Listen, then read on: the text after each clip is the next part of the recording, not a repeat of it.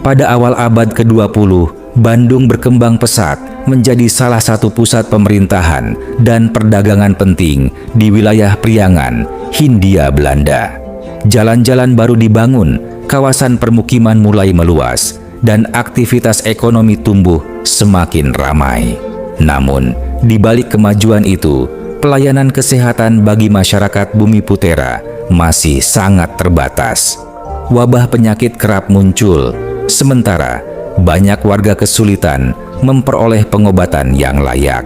Dalam situasi inilah lahir sebuah pelayanan kemanusiaan yang kelak berkembang menjadi salah satu rumah sakit tertua dan paling berpengaruh di kota Bandung, Rumah Sakit Immanuel. Kisahnya bermula sekitar tahun 1900 ketika seorang misionaris Belanda bernama Pendeta Alkema memanfaatkan bekas garasi kereta kudanya di kawasan Pasir Kaliki sebagai balai pengobatan sederhana bagi masyarakat kecil. Tempat itu menjadi ruang pertolongan pertama bagi mereka yang selama ini sulit menjangkau layanan medis modern. Pelayanan tersebut kemudian dilanjutkan oleh Pendeta Jeiken bersama komunitas Zending Belanda. Melihat semakin besarnya kebutuhan masyarakat terhadap pelayanan kesehatan, mereka mendirikan sebuah rumah sakit misi bernama Zendings Hospital Immanuel di kawasan Jalan Kebon Jati. Rumah sakit itu resmi dibuka pada 25 September 1910 dengan tujuan memberikan pelayanan medis bagi masyarakat tanpa membedakan latar belakang sosial maupun ekonomi. Seiring pertumbuhan kota Bandung, jumlah pasien terus meningkat. Bangunan rumah sakit di Jalan Kebon Jati perlahan tidak lagi mampu menampung kebutuhan pelayanan kesehatan yang semakin besar. Ruang perawatan mulai penuh, sementara tuntutan terhadap fasilitas medis modern terus berkembang. Dari sinilah muncul rencana untuk memindahkan sekaligus memperluas rumah sakit ke lokasi yang lebih luas dan memadai. Pembangunan gedung baru membutuhkan biaya besar dan dukungan dari berbagai pihak. Komunitas Zending menggalang bantuan dari donatur di Belanda serta pemerintah kolonial. Pada saat yang sama, pembangunan rumah sakit juga mendapat perhatian dari kalangan elit pribumi Priangan yang mulai mendukung perkembangan layanan kesehatan modern di Bandung. Akhirnya, pada tahun 1922, gedung baru Rumah Sakit Immanuel di Desa Situsayur, Kecamatan Bojongloa Kidul, Kota Bandung, Jawa Barat, kini Jalan Kopo, selesai dibangun. Kompleks rumah sakit bergaya kolonial itu menjadi salah satu fasilitas kesehatan modern terbesar di Bandung pada masanya. Perpindahan dan perluasan di lokasi baru ini didukung oleh subsidi pemerintah kolonial Belanda serta donasi tokoh masyarakat, termasuk filantropis Karel Albert Rudolf Boscha. Pada tahun 1922, suasana kawasan Situsayur di daerah Kopo, Bandung tampak jauh lebih ramai dari biasanya. Deru mobil para pejabat kolonial berpadu dengan langkah kuda penarik dokar para bangsawan Sunda yang silih berganti memasuki halaman rumah sakit baru. Di tepi jalan tanah yang masih sederhana, masyarakat Bumiputera berdiri rapi mengenakan pakaian terbaik mereka untuk menyaksikan sebuah peristiwa penting. Peresmian gedung baru Zending Hospital Immanuel.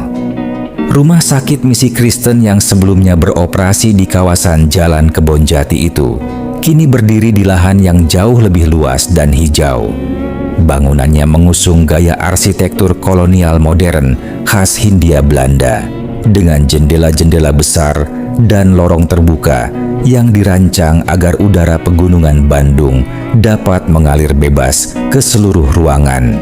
Di tengah meningkatnya kebutuhan pelayanan kesehatan masyarakat Priangan, gedung baru ini dipandang sebagai lambang kemajuan sekaligus harapan baru. Halaman utama rumah sakit dipenuhi para tamu penting. Kursi-kursi kayu jati tersusun rapi di bawah tenda besar Sementara para pejabat pemerintah kolonial, dokter militer, pengurus lembaga Zending Nederlandse Zendingsvereniging, hingga para pengusaha perkebunan teh duduk berdampingan mengikuti jalannya acara. Meski suasananya formal, nuansa hangat tetap terasa di tengah pertemuan para tokoh dari latar belakang yang berbeda. Perhatian masyarakat tertuju ketika rombongan dari pendopo Kabupaten Bandung tiba di lokasi. R.A.A. Martanagara turun dari keretanya dengan wibawa seorang pemimpin yang disegani rakyat Priangan. Di sampingnya berjalan sang istri, Raden Ayu Rajaningrat, mengenakan kebaya halus dengan kain batik bermotif pakem serta sanggul menak yang tertata rapi. Kehadiran pasangan tersebut langsung disambut hormat oleh panitia maupun masyarakat yang memenuhi area luar pagar rumah sakit. Di tengah arus modernisasi yang mulai masuk ke tanah Sunda, sosok Raden Ayu Rajaningrat memiliki arti tersendiri. Pada masa itu, masih banyak masyarakat Bumi Putera yang merasa takut atau ragu untuk datang ke rumah sakit modern karena menganggap pengobatan barat sebagai sesuatu yang asing. Namun keraguan itu perlahan mencair ketika Raden Ayu dengan tenang memasuki ruang-ruang perawatan, memeriksa kebersihan bangsal pasien, dan berbincang hangat dengan para suster serta tenaga medis. Kehadirannya menjadi simbol bahwa rumah sakit ini terbuka dan aman bagi seluruh lapisan masyarakat, termasuk kaum perempuan. Acara kemudian dilanjutkan dengan pidato dari pihak Zending dan pemerintah kolonial. Dalam sambutannya, para pengurus rumah sakit menyampaikan rasa terima kasih atas dukungan pemerintah kabupaten dan masyarakat Bandung terhadap pembangunan fasilitas kesehatan tersebut. Sementara itu, R.A.A. Martanagara menegaskan pentingnya kerjasama kemanusiaan untuk membantu rakyat menghadapi berbagai wabah penyakit yang masih sering melanda wilayah Priangan pada masa itu. Prosesi peresmian mencapai puncaknya ketika pintu utama gedung dibuka secara simbolis di hadapan para tamu undangan. Setelah itu, rombongan dipandu berkeliling meninjau fasilitas rumah sakit yang baru, termasuk bangsal perawatan modern dan paviliun khusus untuk pasien korban ketergantungan opium yang pada masa kolonial menjadi persoalan sosial serius di Hindia Belanda. Sejak hari itu, Situ Sayur tidak lagi dipandang sekadar kawasan pinggiran Bandung yang sunyi. Peresmian gedung baru, Rumah Sakit Immanuel Bandung tersebut menjadi tonggak penting dalam sejarah pelayanan kesehatan di kota Bandung. Di tempat itulah arsitektur modern, semangat pelayanan kemanusiaan, dan dukungan para bangsawan Sunda bertemu untuk membangun harapan baru bagi masyarakat Priangan.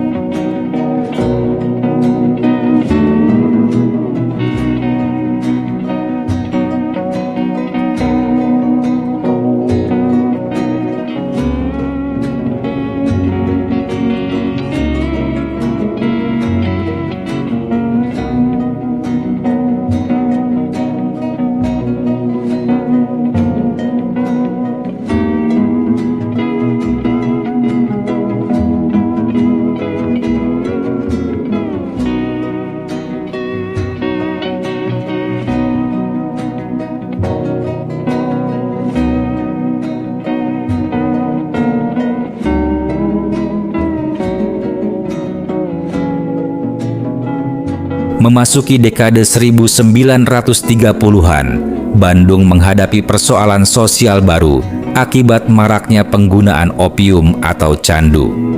Ketergantungan opium menjadi masalah serius yang memengaruhi kesehatan dan kehidupan banyak penduduk Bumi Putera.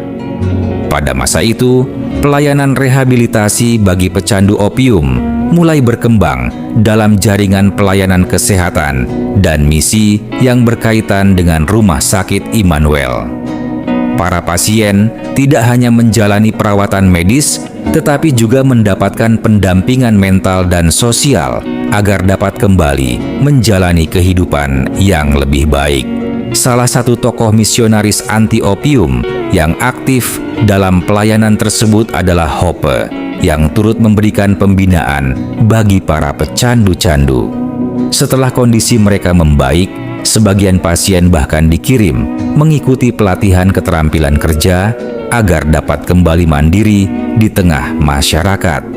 Gerakan anti-opium pada masa itu juga berkembang lebih luas melalui berbagai kampanye sosial di Hindia Belanda. Pemerintah kolonial, kalangan misionaris, dan sejumlah organisasi kemanusiaan mulai menaruh perhatian terhadap bahaya candu yang semakin meluas di tengah masyarakat.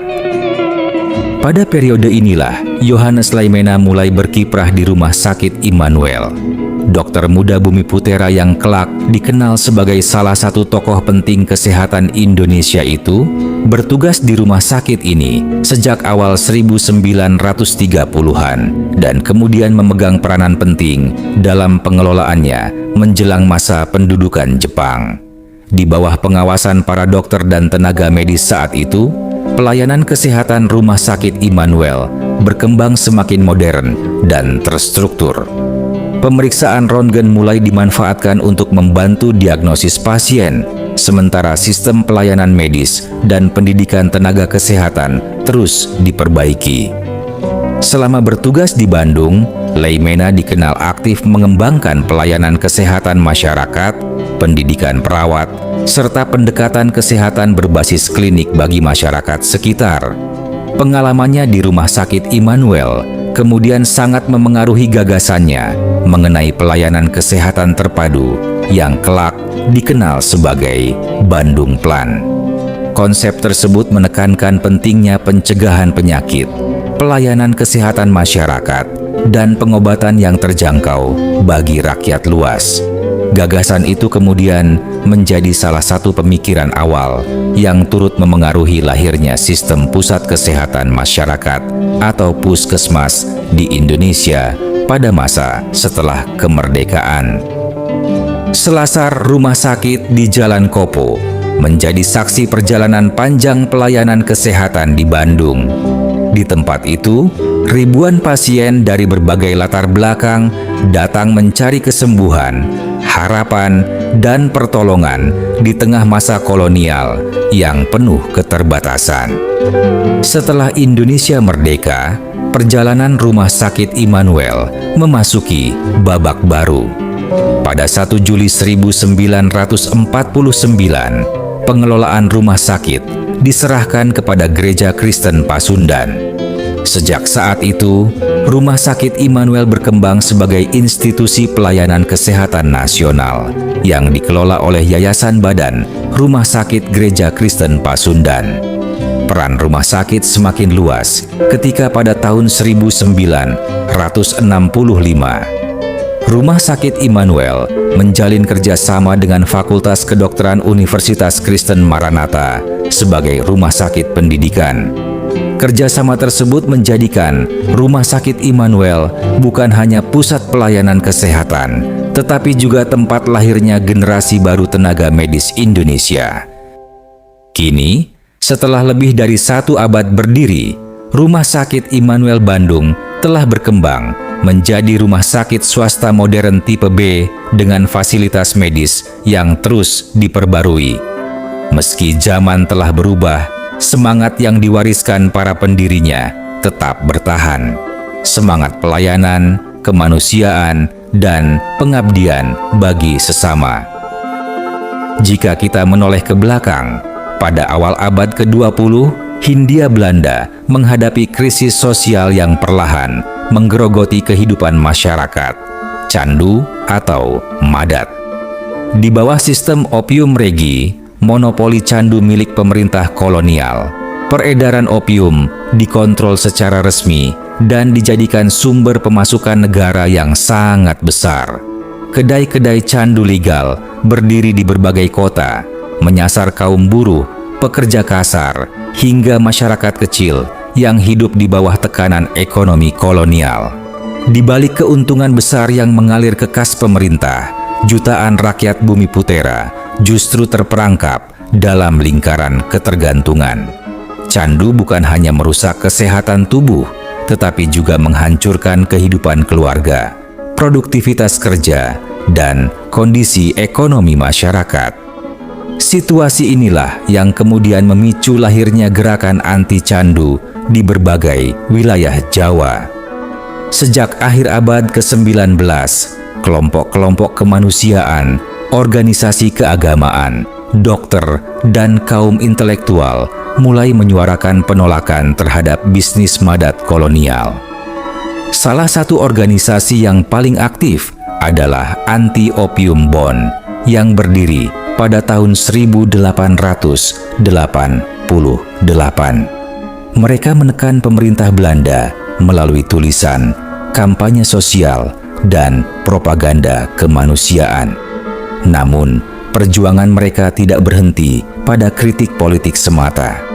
Para pegiat anti candu juga mulai memikirkan bagaimana menyelamatkan para pecandu yang telah terlanjur menjadi korban sistem tersebut.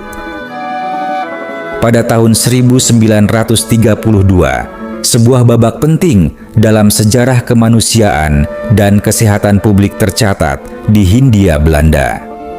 Di tengah legalitas perdagangan madat yang dijalankan pemerintah kolonial melalui sistem opium regi, sekelompok aktivis sosial dan kemanusiaan mengambil langkah berani, mengirim para korban kecanduan candu dari Batavia ke Rumah Sakit Immanuel di Bandung untuk mendapatkan perawatan medis. Peristiwa ini bukan sekadar pemindahan pasien dari satu kota ke kota lain. Di baliknya tersimpan perjuangan sunyi melawan kehancuran sosial akibat candu, sekaligus menjadi salah satu tonggak awal rehabilitasi medis bagi pecandu narkotika di Indonesia. Pada awal abad ke-20, Batavia dikenal sebagai salah satu pusat perdagangan dan konsumsi candu terbesar di Hindia Belanda. Pemerintah kolonial memperoleh keuntungan besar dari monopoli opium, sementara dampak sosialnya menghancurkan kehidupan masyarakat. Korban candu berasal dari berbagai lapisan sosial, namun yang paling terdampak adalah kaum bumi putera miskin dan sebagian komunitas Tionghoa kelas pekerja. Di berbagai sudut Batavia, rumah-rumah pengisapan candu tumbuh subur. Banyak pecandu jatuh miskin, kehilangan kesehatan, bahkan tercerabut dari kehidupan keluarga mereka. Namun, perhatian pemerintah terhadap pemulihan para pecandu nyaris tidak ada. Selama pemasukan dari candu terus mengalir ke kas kolonial, penderitaan masyarakat dianggap bukan persoalan utama. Melihat keadaan yang semakin memprihatinkan, sejumlah organisasi kemanusiaan mulai bergerak. Salah satu yang paling aktif adalah Nederlands Indische Anti-Opium Vereniging, NIAOVE, organisasi anti candu yang vokal mengkritik kebijakan kolonial. Bersama para dokter, rohaniawan, dan pegiat sosial lintas etnis, mereka berupaya mencari jalan penyembuhan bagi para korban candu. Namun, persoalan besar segera muncul. Batavia belum memiliki fasilitas rehabilitasi yang memadai, terutama bagi pecandu miskin yang tidak mampu membayar biaya pengobatan.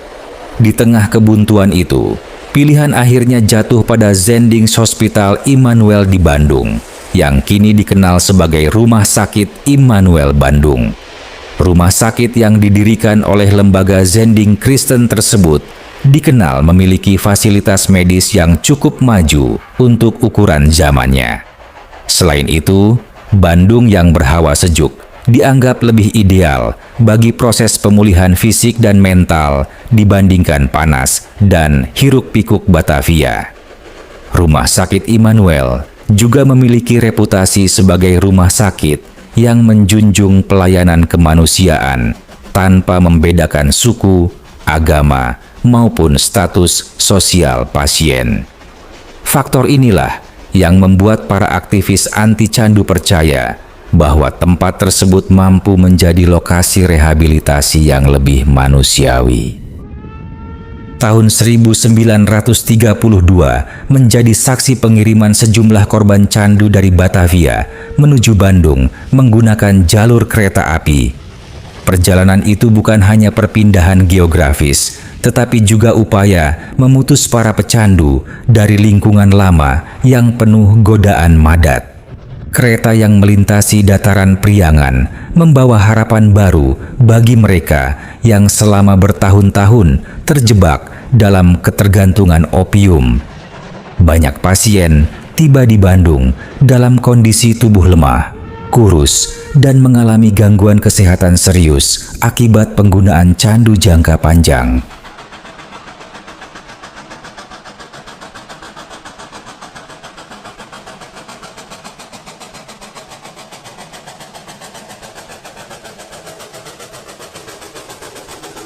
We saw her on the street.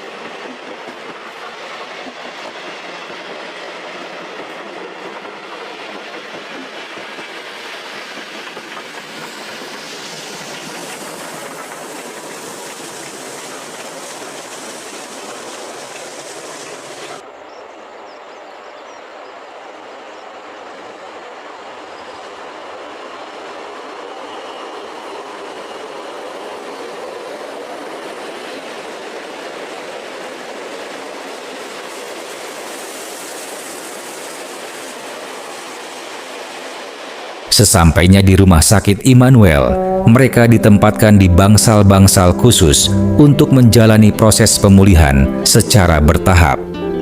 Metode perawatan yang diterapkan pada masa itu tergolong cukup maju, meliputi detoksifikasi medis melalui pengurangan konsumsi candu secara bertahap di bawah pengawasan dokter dan tenaga kesehatan, pemulihan fisik, serta gizi untuk memperbaiki kondisi tubuh pasien, hingga pendampingan mental dan spiritual dengan memanfaatkan suasana Bandung yang tenang sebagai bagian dari terapi psikologis agar pasien tidak kembali terjerumus. Seluruh proses pengobatan ini sebagian besar dibiayai melalui donasi dan dana gerakan anti candu. Para aktivis harus bekerja keras mencari bantuan keuangan karena pemerintah kolonial sangat minim memberikan dukungan terhadap program rehabilitasi semacam ini.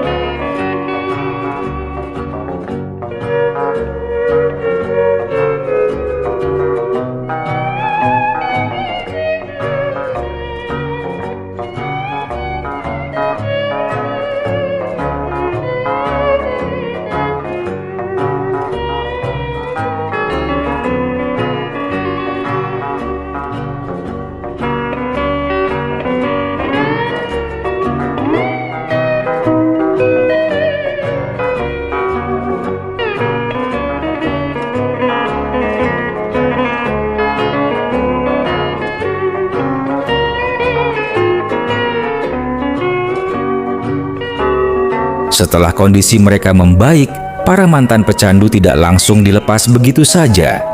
Untuk mencegah mereka kembali terjerumus, sebagian dikirim ke Meester Cornelis, Batavia, guna mengikuti pelatihan keterampilan seperti pertukangan kayu. Program ini dipersiapkan agar mereka dapat kembali ke tengah masyarakat dan menjalani kehidupan yang lebih normal serta mandiri.